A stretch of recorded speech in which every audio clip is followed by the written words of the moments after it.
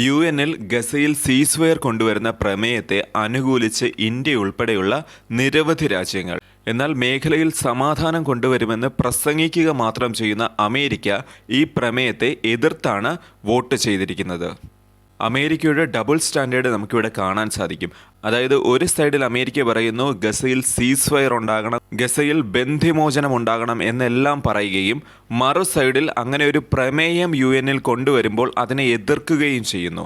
എന്നാൽ ഈ ഒരു പ്രമേയത്തിൽ ഈ ബന്ധിമോചനത്തെക്കുറിച്ച് നിരവധി കാര്യങ്ങൾ പറയുന്നുണ്ടായിരുന്നു. എന്നിട്ട് കൂടി അമേരിക്ക ഇതിനെ എതിർത്തിരിക്കുകയാണ്. ഇസ്രയേലിന് തുറന്ന സപ്പോർട്ട് നൽകുന്ന അമേരിക്ക, അതായത് ഇസ്രയേലിൻ്റെ പക്ഷം ചേർന്ന് നിന്ന് മാത്രം പ്രവർത്തിക്കുന്ന അമേരിക്ക എത്ര നാൾ ഈ ലോക പോലീസ് എന്നുള്ള ഈ ഒരു പദവി കൊണ്ട് നടക്കും, സ്വയം വിശേഷിപ്പിക്കുന്ന ഒരു പദവി കൊണ്ട് നടക്കും എന്ന് കണ്ടു തന്നെ അറിയേണ്ടി വരും.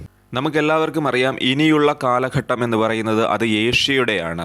അതായത് ഇന്ത്യ, ചൈന തുടങ്ങിയ വൻ ശക്തികളായിരിക്കും ഇനി അമേരിക്കയ്ക്ക് പകരം അത്തരമൊരു സ്ഥാനത്തേക്ക് വരാൻ സാധ്യതയുള്ളത്. നമുക്കിപ്പോഴത്തെ സാഹചര്യത്തിൽ തന്നെ ഒരു കാര്യം മനസ്സിലാക്കാൻ സാധിക്കും. ചൈനയും റഷ്യയും ഇപ്പോൾ തന്നെ വളരെയധികം സഹകരിച്ചാണ് മുന്നോട്ട് പോകുന്നത്. ചൈന ഇപ്പോൾ തന്നെ പല കാര്യങ്ങളിലും അമേരിക്കയെക്കാളും മികച്ച രീതിയിലാണ് പ്രവർത്തനങ്ങൾ കാഴ്ചവെക്കുന്നത്. അതിൻ്റെ കൂടെ റഷ്യ കൂടെ ചേരുമ്പോൾ തീർച്ചയായിട്ടും അമേരിക്കയ്ക്കെതിരെ ഒരു വൻ ശക്തി തന്നെ ഉയർന്നു വരുന്നുണ്ട്. ലോക പോലീസ് എന്ന് സ്വയം വിശേഷിപ്പിക്കുന്ന അമേരിക്കയ്ക്ക് അതൊരു വൻ പ്രതിസന്ധി തന്നെ സൃഷ്ടിച്ചേക്കാം. മറ്റൊരു വാർത്ത വരുന്നത് അയർലൻഡിൽ നിന്നാണ്. അയർലൻഡിൽ ഇപ്പോൾ ഇസ്രയേലിനെതിരെ തിരിഞ്ഞിരിക്കുന്ന ഒരു കാഴ്ചയാണ് നമുക്ക് കാണാൻ സാധിക്കുന്നത്. അതായത് സൗത്ത് ആഫ്രിക്ക നേരത്തെ ഇസ്രയേലിനെതിരെ ICCയിൽ ഒരു പരാതി കൊടുത്തിരുന്നു. അതായത് ഇസ്രയേൽ നടത്തുന്ന കുറ്റകൃത്യങ്ങൾ എണ്ണി പറഞ്ഞായിരുന്നു സൗത്ത് ആഫ്രിക്ക ഇസ്രയേലിനെതിരെ പരാതി കൊടുത്തത്. ഈ ഒരു പരാതിയിൽ ഇപ്പോൾ അയർലൻഡ് കൂടെ ചേർന്നിരിക്കുകയാണ്.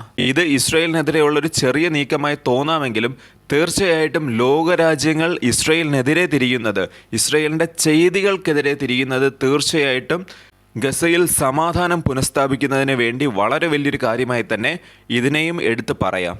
അതിനിടെ സെക്യൂരിറ്റി ഓഫ് സ്റ്റേറ്റ്, അതായത് US-ൻ്റെ സെക്യൂരിറ്റി ഓഫ് സ്റ്റേറ്റ് ആയിട്ടുള്ള ബ്ലിങ്കൻ തുർക്കി സന്ദർശിച്ചിരിക്കുകയാണ്.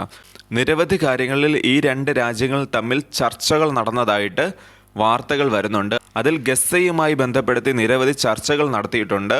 അതുപോലെ തന്നെ സിറിയയിലെ ഇഷ്യൂ എല്ലാം തന്നെ ഈ ഒരു സന്ദർശനത്തിൽ, ബ്ലിങ്കൻ്റെ സന്ദർശനത്തിൽ അവർ ചർച്ച ചെയ്തു എന്ന രീതിയിലും വാർത്തകൾ വരുന്നുണ്ട്. ഈ ഒരു റീജിയനിൽ തുർക്കിക്കും വൻ രീതിയിലുള്ള സ്വാധീനമുണ്ട്. അതുകൊണ്ട് തന്നെ തുർക്കിയും US-ഉമായിട്ടുള്ള ഈ ഒരു ചർച്ചയ്ക്കും അതിൻ്റേതായ പ്രാധാന്യമുണ്ട്. നമ്മളൊന്ന് ശ്രദ്ധിച്ചാൽ നമുക്ക് മനസ്സിലാക്കാൻ സാധിക്കും, എല്ലായിടത്തും ഗസയിൽ സീസ് ഫയറിന് വേണ്ടി ചർച്ചകൾ നടക്കുന്നു എന്നുള്ളത് വളരെയധികം ആശാവഹമായൊരു കാര്യം തന്നെയാണ്. ഗസയിലേക്ക് നമ്മൾ തിരിച്ചു വരികയാണെന്നുണ്ടെങ്കിൽ ഗസയിൽ ഇപ്പോഴും ഇസ്രയേൽ വൻ രീതിയിലുള്ള ആക്രമണങ്ങൾ തന്നെയാണ് നടത്തിപ്പോരുന്നത്.